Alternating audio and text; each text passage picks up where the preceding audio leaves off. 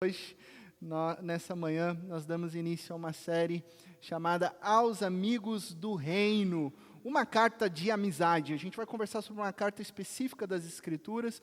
Você que acompanha, você que já é membro, você que já está caminhando com a Igreja Presbiteriana do Parque, você já deve ter percebido que nós trabalhamos com séries de mensagens, né?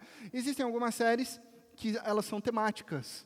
Então, a última série, a gente trabalhou mais fundo, foram pontos de doutrina, pontos específicos, onde nós trabalhamos temas, e aí nós utilizamos como fundamento vários textos bíblicos encontrados nas Escrituras para um tema específico. Essa série, você vai perceber que ela é diferente, porque essa é uma série com um caráter expositivo, ou seja, a gente vai extrair os temas e vamos extrair a mensagem do texto. Então, essa é uma mensagem onde a gente vai mergulhar na carta do apóstolo Paulo aos Filipenses. Então, ao longo de alguns meses, nós vamos caminhar juntos, mergulhando numa das cartas mais pessoais que nós encontramos no Novo Testamento, endereçada aos queridos amigos do reino.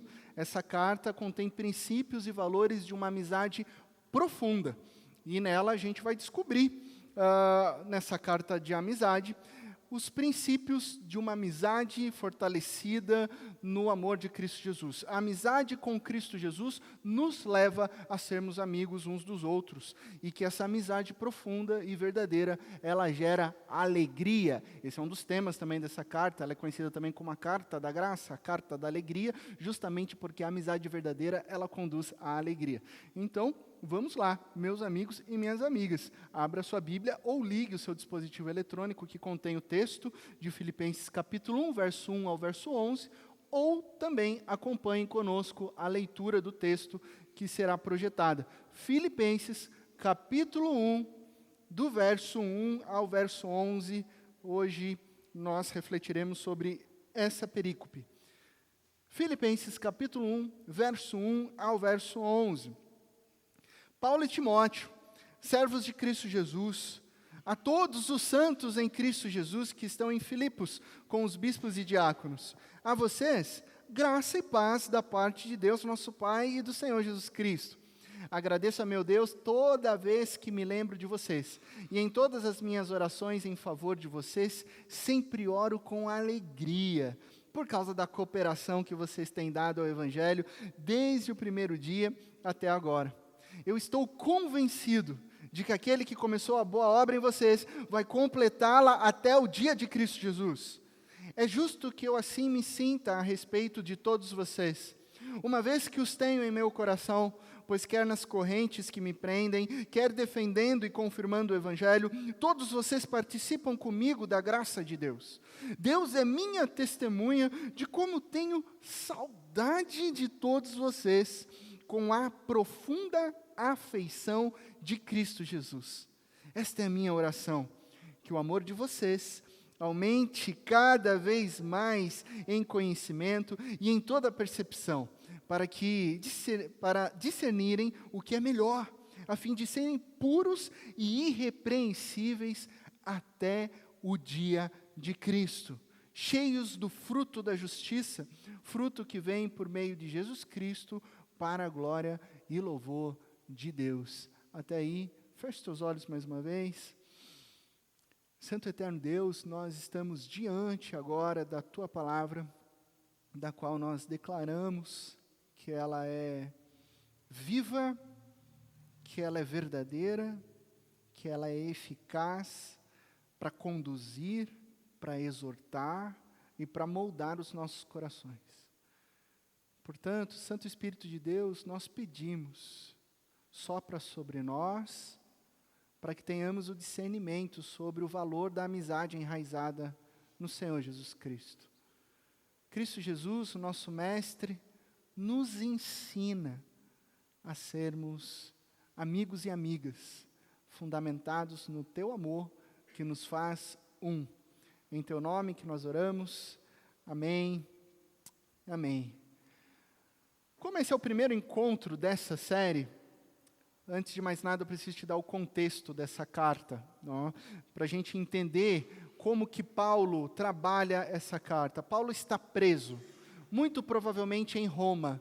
Ele não diz ao certo aonde ele está, né? Há teólogos que defendem que ele esteja em Éfeso, há teólogos que defendem que ele esteja em Roma. Eu compartilho do fato de que ele está provavelmente em Roma entre os anos 60 a 63, no fim da sua carreira missionária. Quando da prisão, ele escreve então essa carta aos filipenses. Pessoas de origem, na maioria, não judaica, maioria gregos, residentes na cidade de Filipos. Filipos tem uma cidade naquela época com cerca de 10 mil habitantes. E eles participam de uma igreja plantada por Paulo, 50 a 80 membros ali. Esses ele chama, e você percebe isso no início da carta, de povo santo, povo querido, povo santo de Deus em Cristo Jesus. A palavra santo traz o significado de que é um povo distinto, de que é um povo separado para o reino de Deus. Por isso, e daí surge o nome para a nossa série, aos amigos do reino, a esses amigos separados, a esses amigos distintos, separados para o quê? Para um propósito, para viver o reino de Deus. É a vocês que eu estou escrevendo de coração. E o verso 2 traz a saudação graça e paz. Uma saudação clássica do apóstolo Paulo, que acontece em Romanos, acontece em Coríntios, acontece na carta aos Tessalonicenses. É uma saudação que junta duas palavras, uma adaptação da palavra grega, uma saudação karien, combinada com a noção judaica de paz, shalom, graça e paz. Uma saudação comum, encontrada em várias cartas, mas que traz um significado da maravilhosa ação de Deus para com a humanidade, graça. Porque Deus agiu com graça, resgatando o seu povo, nós podemos desfrutar da shalom, a paz de Deus, que excede todo entendimento e que está em e através de Cristo Jesus. Graça e paz. Tão simples, tão profundo, esse é o significado que ele saúda os queridos irmãos do reino de Deus, graça e paz. E a partir dessa saudação, aos meus amigos do reino, graça e paz, Paulo inicia a sua carta da amizade, enfatizando que a amizade é parceria. É parceria. E é sobre isso que eu quero conversar com você, esse é o tema da nossa mensagem hoje. A amizade é parceria. Já nos versos 3 e 4, Paulo está comunicando o motivo da gratidão a Deus por seus amigos filipenses. E é muito bonito a maneira como ele coloca. Se você perceber, olhe para a sua Bíblia, os versos 3 e 4, todas as vezes que me lembro de vocês, em todas as minhas orações, eu sempre oro com alegria. Se depois você fazer o exercício de interpretação bíblica, pegar o seu texto de Filipenses 1 em casa e sublinhar cada palavra, vocês, você vai descobrir quantas vezes ele repete, vocês. E ele, todas as vezes que lembra, em todas as orações, e sempre, todos e sempre, com alegria, ao lembrar dos amigos e amigas lá em Filipos. De onde vem essa alegria?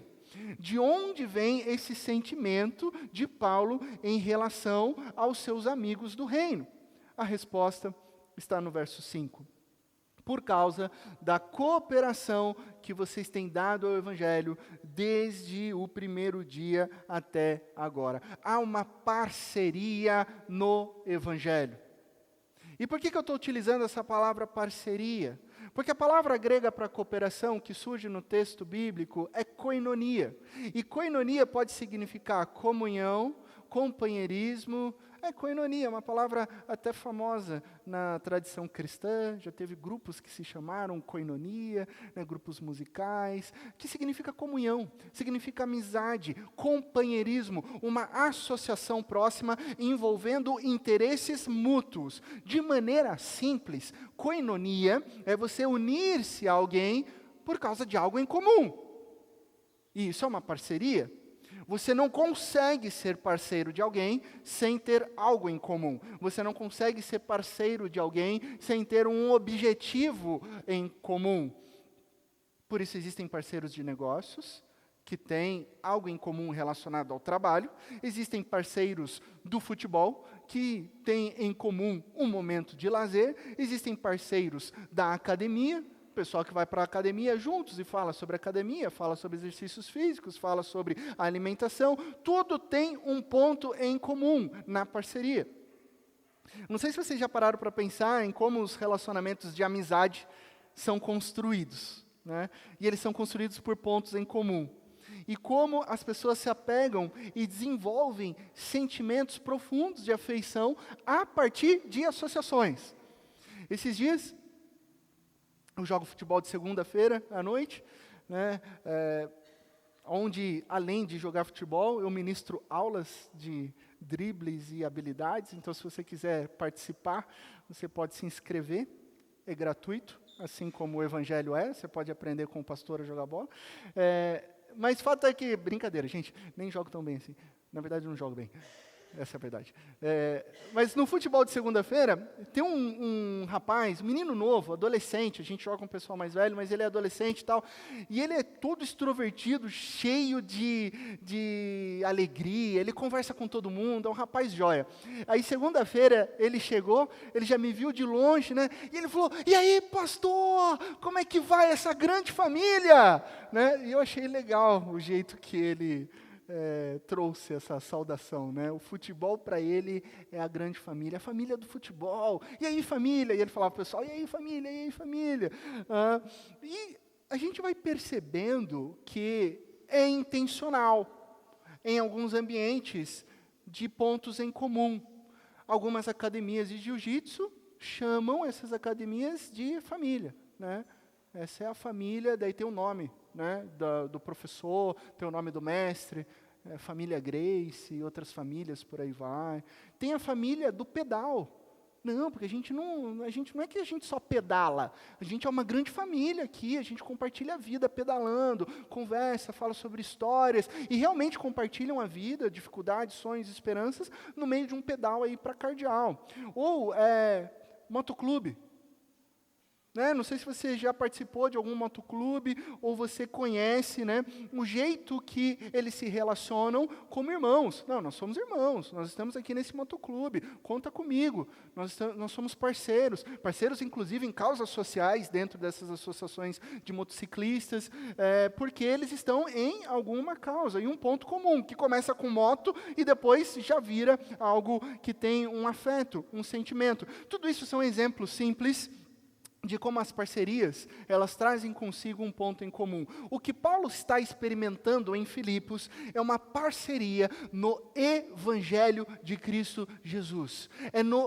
O ponto em comum é as boas novas de salvação, de que Cristo Jesus, o eterno Filho de Deus, se encarnou, viveu a vida que nós deveríamos ter vivido, morreu a nossa morte e ressuscitou no terceiro dia, e nos comissionou a uma missão de pregar essa boa nova de alegria. Esse é o nosso ponto em comum.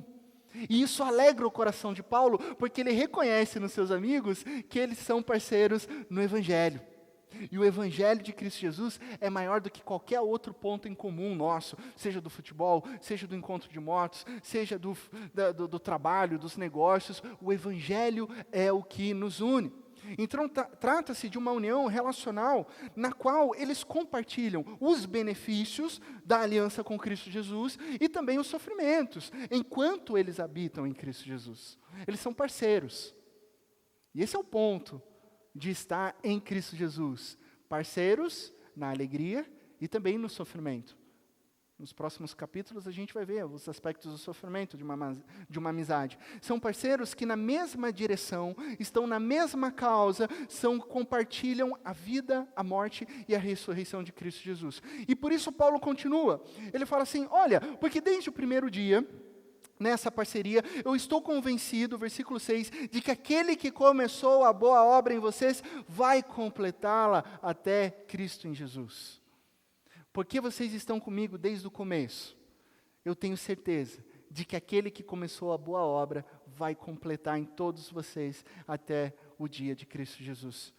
O que significa que essa parceria no Evangelho é iniciada, ela é sustentada e ela será concluída pelo maravilhoso e bom Deus.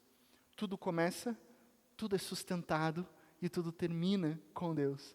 Então, todas as vezes que Paulo lembrava dos seus amigos lá em Filipos, seu coração se enchia de alegria, pelo que Deus estava fazendo na vida de seus amigos. E o que Deus faz é uma obra tríplice que Ele faz comigo e com você. A obra que Deus faz por nós, salvação.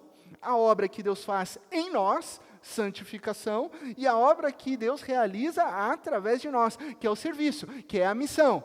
Então, salvação, santificação e serviço. É obra de Deus fazendo em nós. Veja bem, em nós. Não é no eu. Em nós. Nós temos dons, talentos individuais, responsabilidades individuais, mas em termos de salvação, Deus salva um povo. Em termos de santificação, o apóstolo Paulo fala que Cristo Jesus santifica a igreja. E em termos de missão, Jesus envia esse movimento chamado igreja. É o nós. É o nós. Não existe espiritualidade na individualidade. É o nós. É Deus realizando a sua obra em nós. E essa obra continua, quando ela está em parceria com o Evangelho, até ser cumprida em Cristo Jesus. Então, esse é o primeiro ponto de uma amizade real. É uma parceria no Evangelho. E essa parceria é sustentada por Deus. E aí Paulo vai justificar o seu sentimento pelos filipenses. E ele vai dizer o seguinte no verso 7. É justo que eu assim me sinta a respeito de todos vocês, uma vez que os tenho em meu coração, pois quer nas correntes que me prendem, quer defendendo e confirmando o Evangelho, todos vocês participam comigo da graça de Deus. É interessante que quando você vai observar essa frase, tenho em meu coração, a frase grega, a NVI, a versão que a gente está utilizando, trouxe a tradução, tenho em meu coração. Mas ela é possível de ser traduzida da maneira como vocês têm em meu coração. E aí, pastor, qual que é a melhor tradução? O interessante é que não tem a melhor tradução, porque o grego abre essa possibilidade. Fica em dúvida, há uma ambiguidade. É Paulo que tem eles no coração, ou é eles que têm Paulo no coração? Mas espera aí, foi Paulo que escreveu. E Paulo terminou de escrever, olhou para aquilo lá e falou assim, isso está ambíguo. Por que Paulo não corrigiu? Justamente porque provavelmente ele quer transmitir o significado desse afeto profundo. Eu os tenho em meu coração, porque eles me têm no coração deles. Então, essa tradução é válida. Eu os tenho em meu coração, porque eu sei que eles me têm no coração deles. Então, o que aprendemos aqui é que um relacionamento de amizade só é possível de ser sustentado por uma valorização de ambos os lados. Não existe amizade unilateral. Não existe amizade unilateral. Guarde isso no seu coração, porque talvez você esteja num tipo de relacionamento em que é meio que unilateral. Esse não é o conceito de amizade profunda narrada nas Escrituras. Sabe aquela relação que uma pessoa só se doa, uma pessoa só faz, só uma pessoa se importa, só uma pessoa procura? Não é amizade. Sinto lhe informar, se caso você esteja numa relação dessa, puxa, mas minha amiga não me liga mais, é porque tem algo errado. A amizade não é unilateral. Ou porque a amizade ela foi se desgastando ao longo do tempo e houve um distanciamento, ou porque você está numa relação só de interesse. E aí a procura é só e apenas por interesse em alguns momentos e em casos específicos. Por quê? Porque a amizade pressupõe uma parceria mútua. Uma parceria, e esse é o segundo ponto, uma parceria mútua na graça de Deus. Perceba que o amor nas Escrituras é sempre intencional. A amizade é algo sempre intencional. Nós temos uma certa dificuldade na fase adulta de criar novos amigos. Não sei se vocês têm essa dificuldade, eu tenho, né? E aí a gente fica justificando, parece que é muito difícil, né? Não, porque os meus amigos fiéis e verdadeiros estavam na infância ou na adolescência, porque hoje eu não consigo mais desenvolver os amigos. É porque hoje, na fase adulta, a gente esquece de pôr intencionalidade. Na fase da infância, a gente coloca intencionalidade de maneira natural. Você vai até a casa do seu amigo, lá em Tapetininga, pernoitar na casa do seu amigo de um dia para outro se chama posar. Não sei se você conhece essa expressão. Eu vou posar na casa do meu amigo. Então, eu posava na casa do meu amigo. Sim, não tinha relação de parentesco nenhum. Eu chamava a mãe dele de tia, né? Era assim. E se eu sumisse de lá, ou se o meu amigo sumisse da minha casa, a minha mãe perguntava, por que seu amigo Marquinho não vem mais aqui? Eu tinha que prestar contas da minha amizade para minha mãe. Porque ela sabia que tinha algo errado quando há o distanciamento. Então a gente precisa colocar intencionalidade. Por que as nossas amizades se esfriam na fase adulta? Porque a gente esquece de colocar intencionalidade. Está uma correria. Poxa, não deu tempo, esqueci de te ligar. A famosa frase, vamos marcar? Né? A gente precisa sair, sei lá o quê, beleza, vamos marcar? Vamos, fechou. Beleza, marcado então. Se você não colocou data, se você não colocou agenda, você está dizendo que aquilo nunca vai acontecer. Né? Então, a gente precisa colocar intencionalidade, porque é uma parceria mútua. Olha só o que o verso 7b, o final do 7 diz. Pois volta para mim, quer nas correntes que me prendem, quer defendendo e confirmando o evangelho, todos vocês participam comigo da graça de Deus. Outra palavrinha, outra expressão grega, sigkoinonos. E você vai perceber que o começo é sig e depois koinonos, de koinonia. Ou seja, é um cognato grego, aqui da mesma raiz. Então, o verbo participar é um cognato de koinonia, uma pessoa que compartilha ou participa com outra pessoa. Ninguém é amigo sozinho, ninguém recebe amizade na individualidade. Há uma parceria mútua. E olha o poder disso. Quer nas correntes que me prendem, quer defendendo e confirmando o evangelho, somos sustentados pela graça de Deus nessa parceria. E é super importante para Paulo, inclusive é essa amizade que enche Paulo de esperança, porque Paulo está preso. Paulo está acorrentado. E isso daqui não essa expressão, quer nas correntes que me prendem, não é uma expressão metafórica. Existem alguns tipos de prisões no Império Romano da época, e um dos tipos de prisão incluía o fato de Paulo estar aprisionado, acorrentado a 2 soldados, né? Ele estava acorrentado a um soldado. Então, as correntes ali que ele diz, não é apenas uma informação metafórica, não é uma figura de linguagem. Ele estava preso ali, e ele se lembrava dos seus irmãos e dos seus amigos.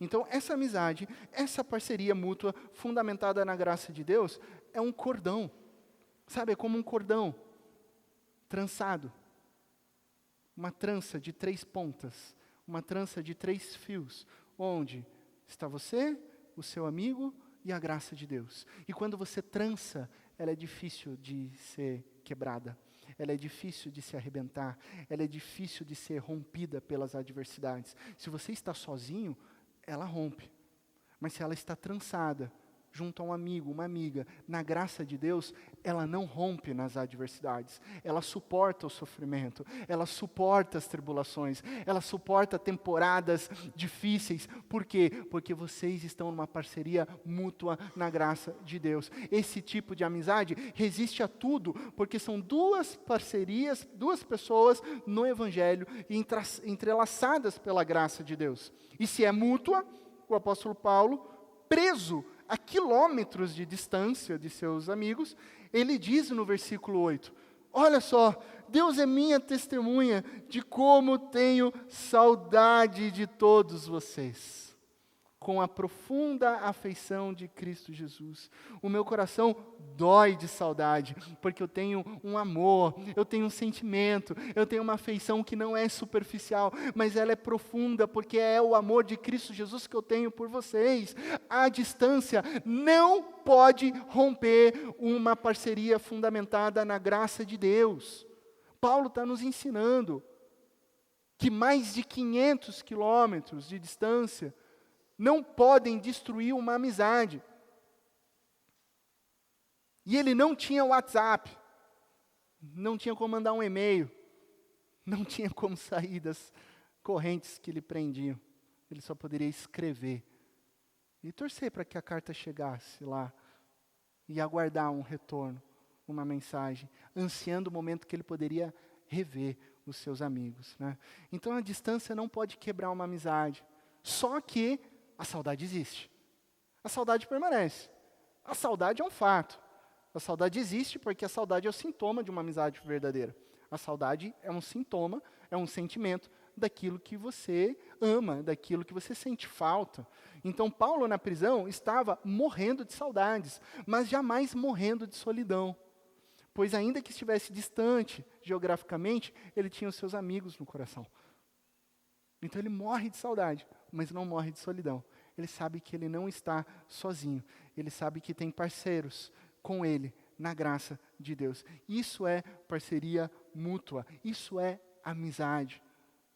A gente pode fazer algumas perguntas aqui.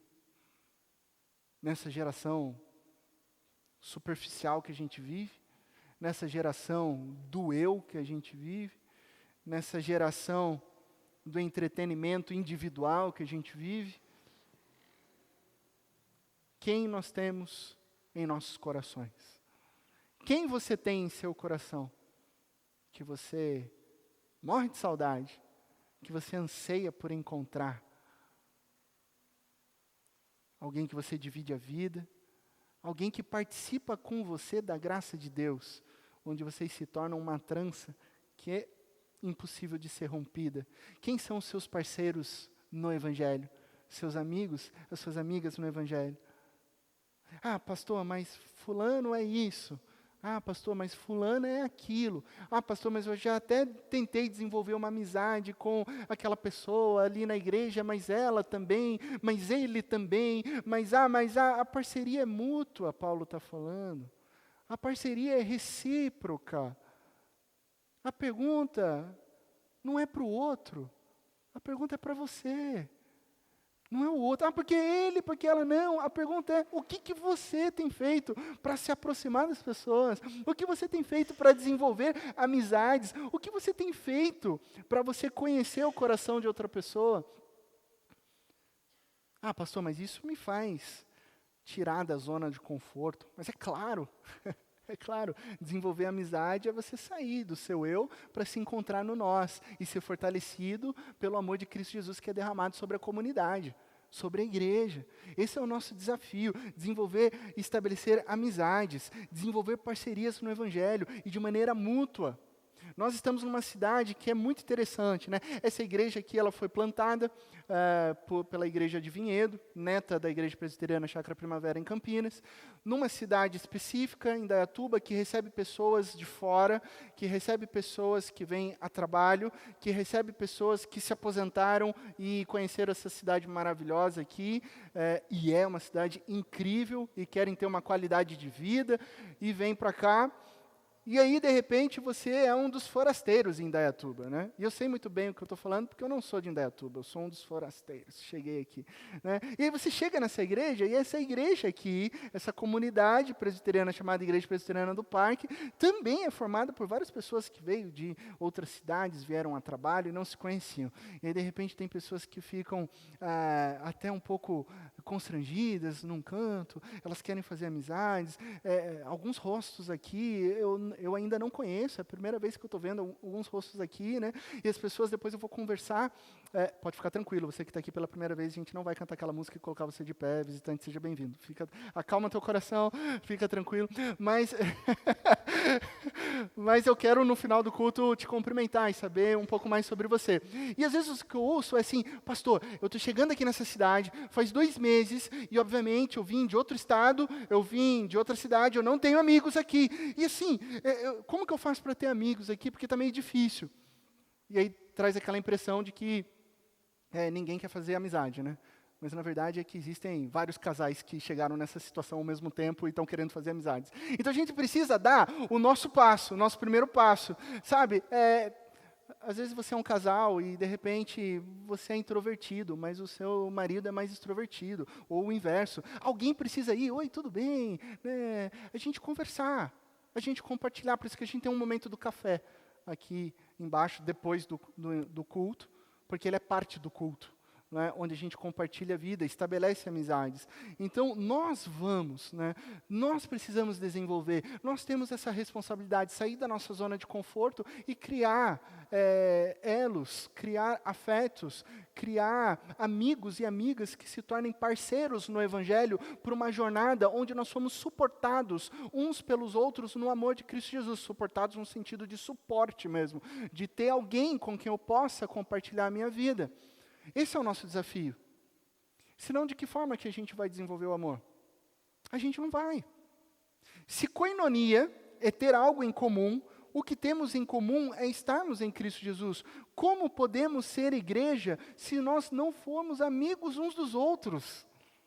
Como que a gente pode ser igreja se a gente não tomar café juntos? Como que a gente pode ser igreja se a gente não rir juntos? Como que a gente pode ser igreja se a gente não puder chorar juntos e orarmos uns pelos outros juntos? Aí não é igreja. Como a boa obra em nós será completada se ficarmos no eu? Resposta: não será, porque a boa obra completada acontece no nós.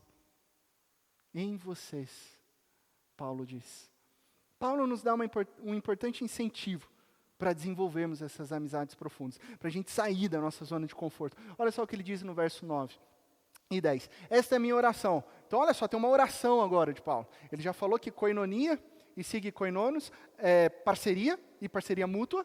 Agora ele diz, eu vou orar por vocês, e a minha oração é que o amor de vocês aumente cada vez mais em conhecimento, em toda percepção, para discernirem o que é melhor, a fim de serem puros e irrepreensíveis até o dia de Cristo. Para discernir o que é melhor, para ser puro, para ser irrepreensível, isso é desenvolvido dentro de um ambiente relacional, dentro de uma amizade. O amor, na relação da amizade, é a semente que florescerá em sabedoria. Você quer discernimento? Você quer ser assertivo? Você quer saber o que é correto diante da palavra de Deus? Isso vai ser o florescimento de uma semente chamada amizade. E aqui está o ponto fundamental, o aumento do amor na comunidade da fé. Paulo está falando com a comunidade da fé específica aqui. Meus amigos, minhas amigas, eu já escutei algumas frases, infelizmente algumas frases dessas de fato são verdadeiras, mas do seguinte aspecto, né? Poxa, pastor, mas tem gente mais honesta e mais sincera fora da igreja do que dentro da igreja. Ah, pastor, eu tenho pessoas que foram mais sinceros comigo numa relação de amizade e que nem eram cristãos. Ah, pastor, eu me senti frustrada com a instituição igreja porque eu fui negligenciada em amor e amado muito mais por gente de fora. E infelizmente eu lamento por essa situação. Eu lamento caso você tenha passado por isso, pelas frustrações dentro do ambiente da igreja. Mas eu preciso também te dizer que a igreja é uma comunidade de pecadores, de pessoas falhas, de pessoas imperfeitas. Aqui tem gente de todo tipo. A diferença é que a gente está em tratamento. Mas a gente falha uns com os outros. Não entra na igreja achando que aqui é perfeito, que não tem erro, que não tem falhas. Nossa, aqui está perfeito, puxa. Nossa, vou até deixar minha bolsa aberta aqui num acampamento com 300 pessoas, com a minha carteira aberta. Vai achar 2 carteiras. Às vezes acontece, às vezes não. Não é para acontecer, não é. Ah, eu fui ferido por alguém. Alguém acabou falando coisas que me magoaram. Essa pessoa está em tratamento. A gente precisa acertar, a gente precisa perdoar, a gente precisa crescer. Mas a igreja é uma comunidade de pessoas em tratamento. Essa é a diferença.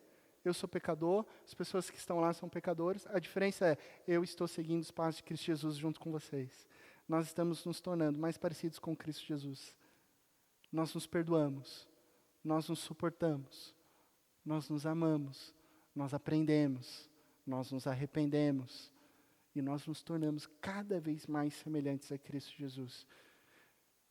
Não use suas experiências ruins com a instituição igreja para justificar uma ação contrária à palavra de Deus e você viver desigrejado. A vida desigrejada é muito triste porque você está fora de um ambiente que desenvolve a sabedoria e o amor de Cristo Jesus. Paulo está claramente nos dizendo: desenvolva a amizade cristã, aumente o seu amor pelos seus irmãos na fé, pois é desta forma que você terá mais discernimento para viver o cristianismo dia a dia. É com irmãos na fé que você cresce. É somente no amor cristão que resultará a capacidade de você discernir o que é melhor, e o que é melhor para nós, e o que é puro, o que é honesto, o que é nobre, o que é verdadeiro, tudo aquilo que Paulo vai falar lá em Filipenses capítulo 4. Se você está com problemas no seu casamento, não é a galera do trabalho que vai te incentivar a você continuar com a sua esposa.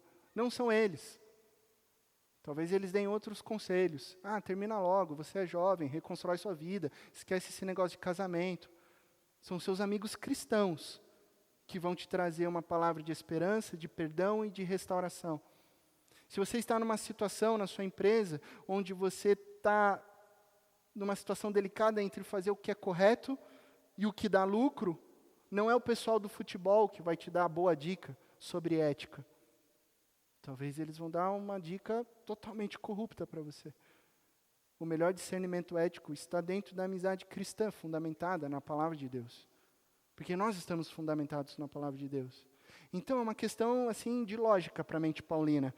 Somos pessoas cristãs que vivem o amor cristão, e que vivem o amor cristão uns com os outros, e que podem dar conselhos cristãos uns para os outros. Então nós precisamos de amigos, parceiros no Evangelho e na graça de Cristo Jesus. Porque esse tipo de discernimento moral vem como resultado do amadurecimento do amor e da percepção entre amigos. É interessante, né? Porque todos nós buscamos relacionamento. Mas eu tenho os meus amigos de fora. Mas eu como pizza, tomo um vinho com os meus amigos. Ok. Mas nessa pizza e nessa conversa, nesse encontro com os seus amigos que não são cristãos, você nunca vai ter confrontação do Evangelho. Nunca. Nunca. É no relacionamento com os irmãos na fé que você vai ser confrontado a ser mais parecido com Cristo Jesus. É no nosso relacionamento de amizade que a gente cresce em amor. Percebe? E isso é maravilhoso. Isso é maravilhoso. Porque à medida que a gente desenvolve essa parceria, nós chegamos a um estado final de irrepreensibilidade ao sermos cheios do fruto da justiça que vem por meio de Cristo Jesus. Olha que coisa linda. Todo o progresso das nossas vidas em direção à santidade e justiça é supervisionado por Deus, que torna possível, por meio de Cristo Jesus, através das nossas relações de amizade. É Deus quem faz a obra. E faz por meio de Cristo Jesus, através das relações de amizade. Então, Deus deseja que o amor de vocês, aqui na IP Park, cresça cada vez mais até o dia de Cristo Jesus, a fim de nos tornarmos e sermos cheios de santidade e justiça. Não tem como isso acontecer fora de uma relação de amizade. Não tem como. Não tem como. Pois o amor fornece a disposição adequada para discernir e viver o que é melhor, quando guiado pelo conhecimento relacional. Eu tenho amigos. Eu presto contas aos meus amigos. Eu tenho mentores sobre a minha vida, porque eu não posso caminhar sozinho. Se eu caminhar sozinho, eu não tenho discernimento relacional. Eu não tenho alguém que venha e fale para mim, nada a ver isso daí, pastor. Precisa ajustar a rota aqui. Você precisa crescer nisso aqui. Eu preciso de amigos. Eu preciso de vocês. Porque a gente cresce nessa união relacional. Concluindo, o amor é a chave para alcançar o entendimento correto. Na oração de Paulo a gente encontra isso. Não apenas o entendimento moral, mas o entendimento de Cristo Jesus. Não é o conhecimento que leva ao amor, mas é o amor que leva ao conhecimento. Olha que interessante, é o amor que leva ao conhecimento. A amizade não é algo a ser adicionada na lista de virtudes cristãs, né? Eu preciso adicionar aqui a amizade como uma virtude. Mas segundo Paulo, a amizade é o ponto de partida para que o amor aumente. Não é um ponto numa lista, é o ponto de partida. Nos leva ao discernimento que é melhor e assim a gente possa viver em santidade e justiça. Parceria no Evangelho, parceria mútua na graça de Deus. Se você quer discernimento para viver de maneira irrepreensível, de viver sabendo o que é correto diante de Deus, não será possível sem um amigo cristão. Não será possível sem uma amizade cristã. Esse é o ponto.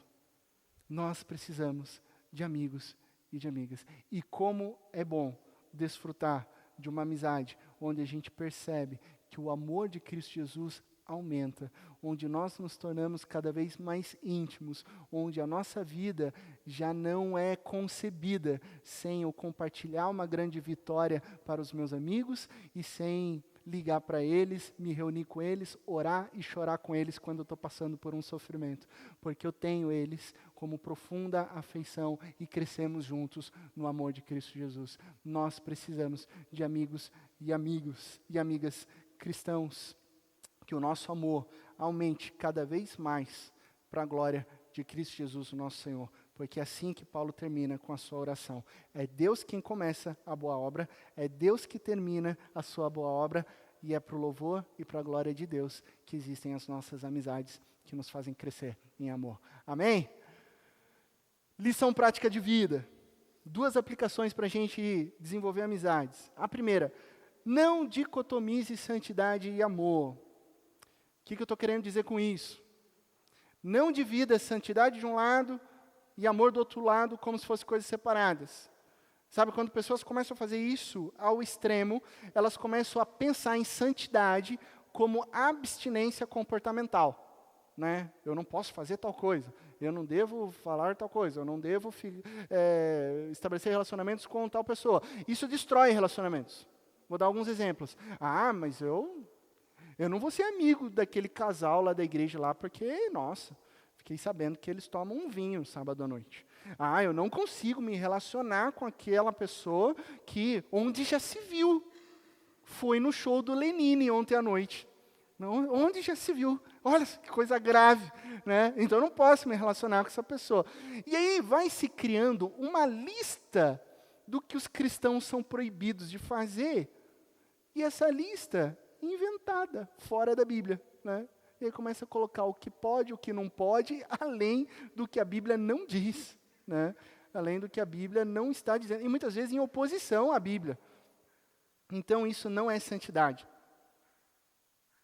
Isso é religiosidade. Então não dicotomize. Sejamos conhecidos não pelo que fazemos, ou o que deixamos de fazer. Até porque, vou dizer uma coisa para vocês, isso é fácil. Isso é fácil. Isso é fácil. Se eu quiser colocar para a sociedade uma postura, uma máscara de quem eu não sou, eu consigo emular para a sociedade tranquilamente. Só deixando de fazer algumas coisas, fazendo outras e apontando o dedo para quem faz e quem não deixa de fazer. Então não é esse tipo de vida que a Bíblia e que Cristo Jesus nos direciona, mas sim que sejamos conhecidos pelo amor de Cristo Jesus que está em nós. Que as pessoas te conheçam e falem assim, puxa, ele sim é um amigo, ela sim é uma amiga de confiança, porque nela há o amor de Cristo Jesus. Puxa, essa pessoa é diferente, nela há o conhecimento de Cristo Jesus. Eu quero ser amigo dela, eu quero ser parceiro da jornada, da caminhada junto com ela, porque nela está o amor. Não dicotomize santidade e amor. O segundo ponto, seja parceiro, seja parceiro. Utilizei essa palavra aqui mais por causa do significado de koinonia, mas o que eu estou querendo dizer para você é, seja amigo. Seja amiga. Pastor, eu não tenho amigos, eu não tenho amigas. Começa agora a desenvolver amigos e amigas. Dá um passo em direção a alguém. O final do texto diz, fruto que vem por meio de Jesus Cristo para a glória e louvor de Deus. A obra de Deus entre os cristãos de Filipos foi possível por meio da koinonia, por meio da parceria, pela amizade. O que eles tinham em comum? Cristo Jesus. Toda essa amizade e parceria vem por meio de Jesus Cristo e resulta para a glória e louvor de Deus. Ser parceiro, ser amiga é um chamado de Deus para a sua vida. A obra de Deus em nós se desenvolve na comunhão. Os seus amigos e as suas amigas, sabe onde eles estão? Aqui, ó. Aqui. Dá uma olhada aí para os seus amigos, hein? Pode dar uma olhada aí para trás, assim. Aí, o pessoal fica até meio constrangido, né? Mas seus amigos estão aqui. Vocês são meus amigos. Vamos desenvolver essa parceria fundamentada no amor de Cristo Jesus, onde a gente sempre olhe uns aos outros, não com julgamento, não com dicotomias de santidade, mas com o amor de Cristo Jesus, que nos faz um e nos leva a um desenvolvimento e a maturidade espiritual. Que Deus te abençoe, na mais absoluta certeza de que em Cristo Jesus todas as coisas ficarão bem. Nesse momento,